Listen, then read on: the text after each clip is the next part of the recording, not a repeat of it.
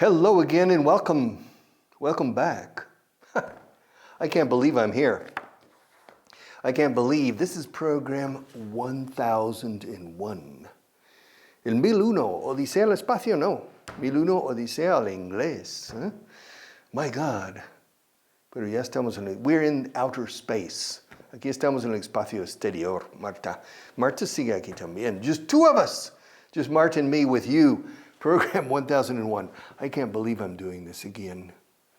I can't believe it. Yes. Soy buena persona, que sí, Marta. Yeah, she's nodding her head. And I always say yes. Siempre digo que sí a las cosas. Por eso he llegado a tener éxito en la vida. Los que dicen que no, anulan cualquier posibilidad de potencial éxito. ¿Quién sabe? Se cierran las puertas y los caminos. If you say no, if you say yes, sometimes you make a mistake. But if you say no, no mistakes, but nothing interesting. So, here I am, you and me together. Program 1001. And I'm going to begin with gain fluency. And in the next 200 programs this year, this academic year, September to June, I'm going to go back probably and work on basic grammar again, remind you again and again and again, over and over and over. Se puede dar dos formas, una y otra vez, una y otra vez. We say again, otra vez y otra vez y otra vez, again and again and again. También over and over and over again. Over muchas veces con again al final. Over and over and over again, or sin el again. Over and over and over. Okay. I'm going to remind you, recordaros, I'm going to remind you over and over and over again that the secret for speaking is the basic grammar, not the advanced grammar. But a more important secret is understanding. Understanding. This is always priority number one. And you think you understand because you understand me. It's easy to understand me. It's 5 times more difficult to understand real people. I'm not a real person. I'm a teacher. Teachers are not real. And so you need to listen to real English in YouTube, especially. So, shall we start with gain fluency, page 62 at the top. I need to clear my throat. To clear. My throat is la garganta. To aclarar, se dice in English, to clear. I need to clear my I need to clear my throat. All right? Shall we start? Shall we start? ¿Empezamos? ¿Comenzamos? Shall we start? Yes. How long has it taken? Me preguntas a mí. Yeah. How long has it taken you to write these 540 paragraphs? This is paragraph 541, page 62, which means the last paragraph we did was 540.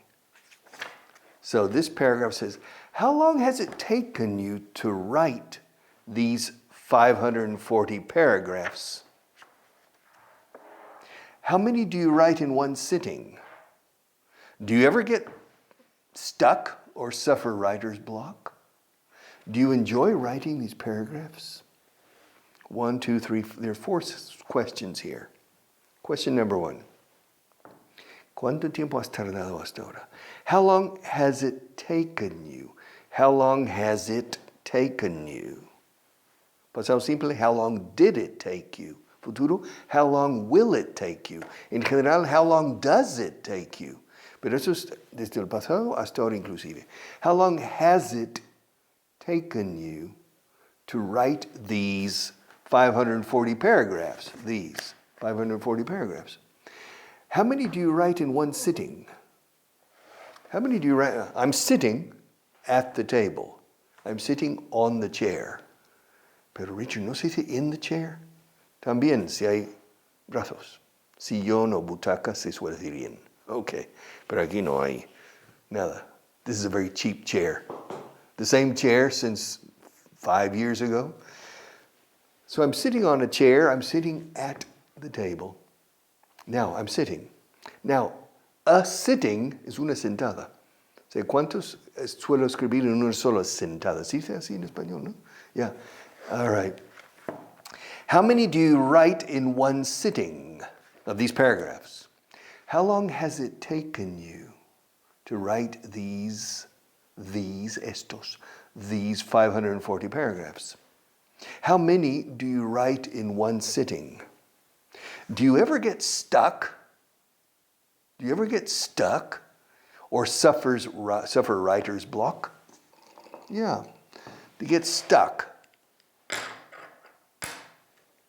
All right. This pencil wants to travel to the microphone, but it needs to travel between these two pencils. It can't go around, okay? It can't go around, so it needs to go through. All right? Now, slowly the pencil is traveling. It's moving through between these two pencils, but it can't continue. Well, I think it can't continue. It's stuck. Enganchado. It's stuck. Como una puerta. It's stuck. It's stuck. And writer's block, bloqueo de escritor, means the writer has lost his or her inspiration. And they're at, I'm not inspired. I can't write. Sometimes novelists suffer writer's block. And for 3 months or 5 months or 2 years, they don't publish a novel. They don't write anything because they suffer writer's block. I've never suffered writer's block except when I was 10 years old. A composition for my primary school teacher. And ¿de qué hablo? ¿De qué puedo escribir? Mamá, ¿me ayudas to start this? Yeah. Here in Spain, I have seen some mothers write the entire composition. That's not right. But in any case, how long has it taken you to write these 540 paragraphs? How many do you write in one sitting? How many do you write in one sitting? Do you ever get stuck? ¿Alguna vez te quedas parado, enganchado? No me inspiro ya para más. Do you ever get stuck or suffer writer's block? Do you enjoy writing these paragraphs? 4 questions. Okay. How long has it taken you to write these 540 paragraphs up to here? Well, I wrote these things 2 years ago. Or maybe 1 year ago. Yeah. And it took me to reach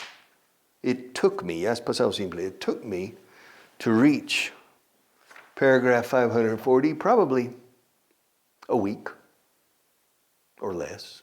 Well, it's not a question of 1 week. It probably took me 7 hours. Yeah. I work very quickly. How many do you write in one sitting? It depends on the sitting. A 1 hour sitting, I can probably write, 50 paragraphs. I don't know. Yeah, maybe. It's not difficult. I have a lot of experience writing silly things for learning English. And so I have a lot of experience, so it comes naturally. All the translation booklets with all these sentences, boom, it comes easy. How many do I write in one sitting? Probably about 30 paragraphs in one sitting. Do you ever get stuck or suffer writer's block? No, I never get stuck. Sometimes I get tired. I said, ya está bien, mañana sigo. Sometimes I get tired, but I don't get stuck. Yes. It's very easy. You just begin. Yesterday, so yes, pasado simple. Yesterday, when I was going to work, I saw, okay, and then it's easy. All right. Do you enjoy writing these paragraphs? Yes, I do. Well, I enjoyed writing these paragraphs. I enjoy everything in life, except pimientos verdes, esos no. All right. I don't like green peppers. And I don't like raw onions. Raw onions, cebolla cruda, no. Se dice en inglés cebollas. Casi siempre en plural en inglés, cuando hablamos de la cebolla o una cebolla. One onion, yes. But, ¿te gusta la cebolla? In English, do you like onions? Say, ¿te gustan las cebollas? ¿Te gustan cebollas? Do you like onions? Cooked onions, yes. I like onion soup. Sopa de cebolla. Pero en inglés no se dice onion soup. Se dice French onion soup. Sí, se habrá originado en Francia, supongo. O sea, sopa de cebolla francesa o sopa francesa de cebolla. I don't know. French onion soup. And so I like French onion soup, but I don't like onions, raw onions. Similar to garlic. I love garlic soup. Sopa de ajo. Ya no se ve en ningún sitio. Es andaluz. Sopa de ajo. It's delicious. It's the best soup in the world. But I can't find it now. I can't find it. I have sopa castellana, but it's different. I like sopa castellana, but sopa castellana has pimentón and other things, but it's good. But I prefer the simple garlic soup. Sopa de ajo. Yeah, con pan. Yeah. It's delicious, but I don't like garlic. Me gusta el ajo. I don't like garlic. I like garlic for cooking, yes, but I don't like the garlic. And I don't like the, how do you say, alioli? Alioli se dice, no? I don't like alioli in the pie or something. No. But I like garlic soup. All right. And I like writing these paragraphs. All right. Paragraph 542. The next one, page 62. If you don't have this book, buy it. Come on. You're making a mistake. This book is incredibly powerful if you follow the instructions at the beginning. It's a really, really good book for you or in the future for your children. Come on. Or for your grandchildren. It's a very, very valuable book. And this, even more, la Biblia de la gramática inglesa, hecha para hispanohablantes, no para francohablantes. Okay? So, get it. Buy the books, okay? I need to make money, right? I need to make some money. But no, I'm okay. I don't need the money. But you need the books, or your children or grandchildren need the books. Okay, paragraph 542. On days like today, when the sun is out, the temperature is perfect. Wow, it's a perfect day. Wow. Maybe 10 days during the year are perfect. And today, it's a perfect day when the sun is out. But when the sun moves behind a cloud, the temperature falls several degrees. The temperature falls several, como dos sílabas en inglés, several degrees, grados centígrados. It's typical of autumn days here. Okay, él dice here, no sé dónde están. Es típico de los días otoñales o de otoño, o aquí, por estos pagos. Okay, it's typical. Yes. The best Mexican restaurant in Dallas, Texas is Típicos. Vamos a cenar a Típicos con apóstrofe S. Yeah. Let's go to Típicos. All right, so very good. But this says typical. Pencil, April. Los lápices típicos de abril. The typical April pencils. Este sonido difícil para los hispanohablantes. It's typical. Yes, it's typical. It's typical of autumn days here. Okay, a person is talking to another person about the weather. And it's a beautiful day. The temperature is perfect. But the temperature is perfect because the sun is out. The sun is out means the sun is not behind the clouds. It's not a cloudy day. But if the sun moves behind a cloud, then because it's autumn, it's the fall, it's l'automne, you notice a change in the feeling. It's a little bit cool when the sun moves behind the cloud, which is strange because the sun doesn't physically move behind the cloud. The cloud moves and blocks the sun. Nevertheless, no obstante, nevertheless, we say the sun moves behind the cloud. Oh, the sun is moving behind the clouds. No, the cloud is moving in front of the sun. All right. But on days like today, en días como hoy, estas frasecitas tan socorridas, memorizarlas. On days like today, on days like today, on days like today. I remember when I was 16 years old, 17, I knew a little bit of Spanish.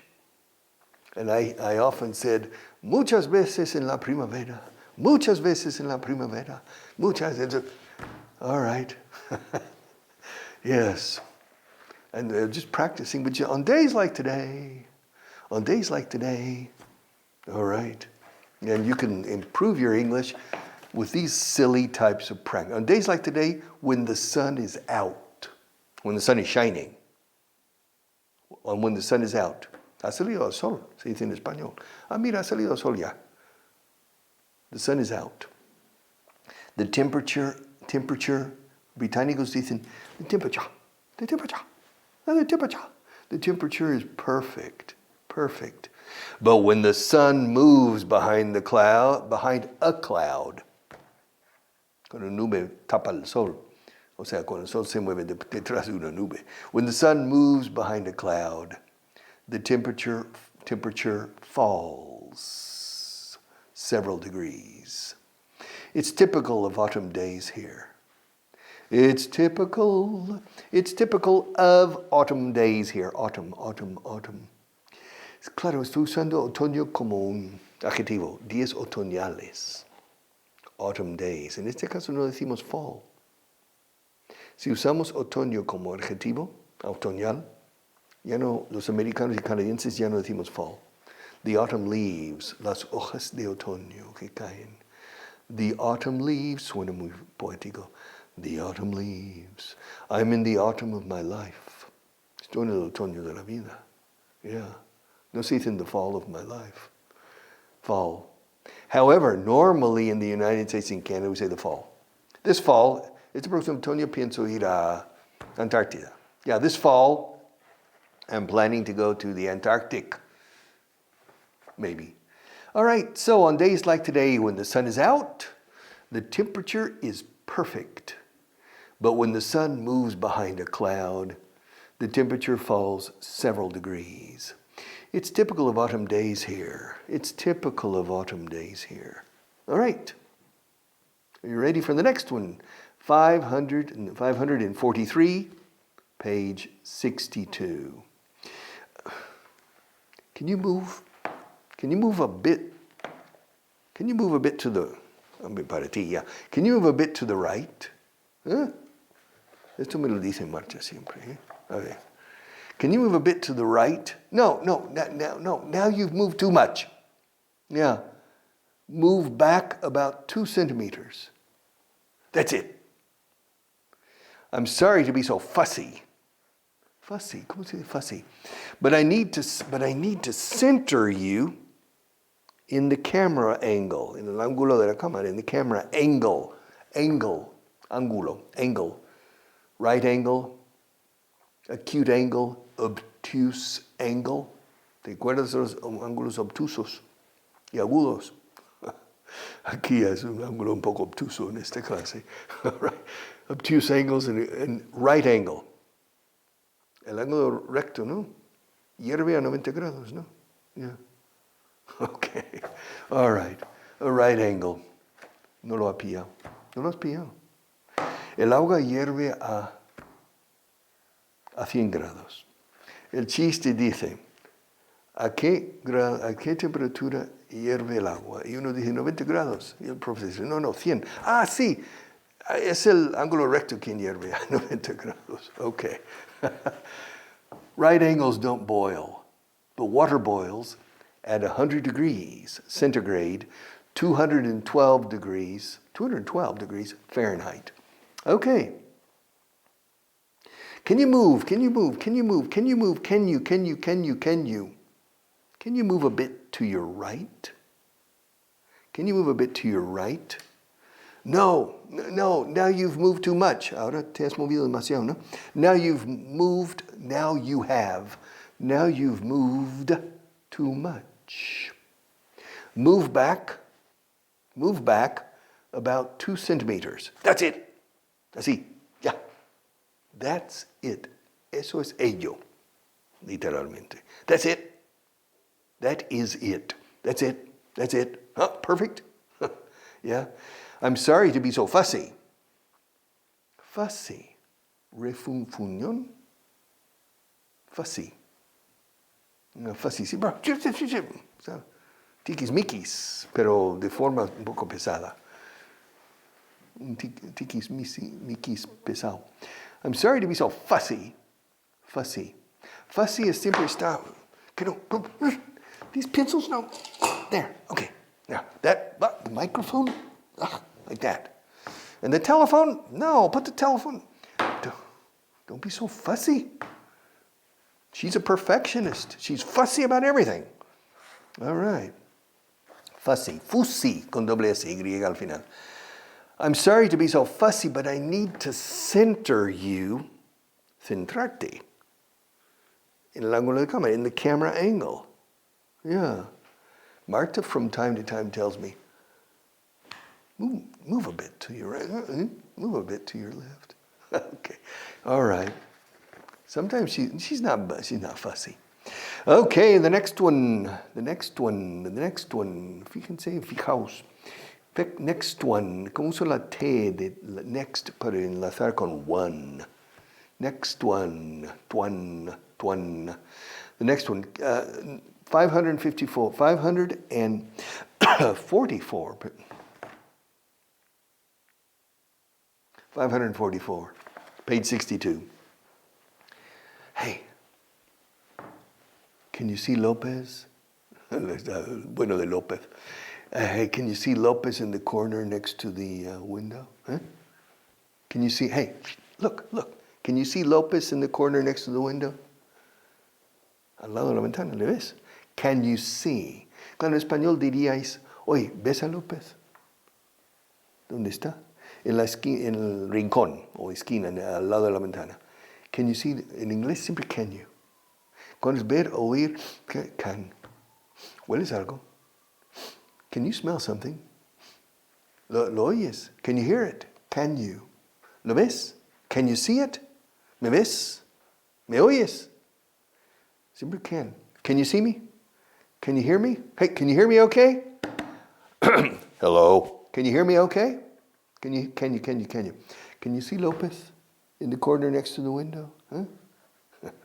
Vamos a gastar una broma al bueno de López. Hey, can you see Lopez in the corner next to the window? Go over. Siempre es over cuando hay referencia visual. Go over to his desk and tell him his boss wants to see him after lunch. Yeah, go over and tell him that his boss wants to see him after lunch. He'll start getting really nervous, wondering what his boss wants. So apparently Lopez is a person who gets nervous easily. So we're going to play a joke on Lopez. Le vamos a gastar una broma al bueno de López. We're going to play a joke on. Joke es chiste, pero también es broma. según. We're going to play a joke. Es gastar una broma a López. We're going to play a joke on López. So, can you see López in the corner? Over there, ¿no? Dice over there.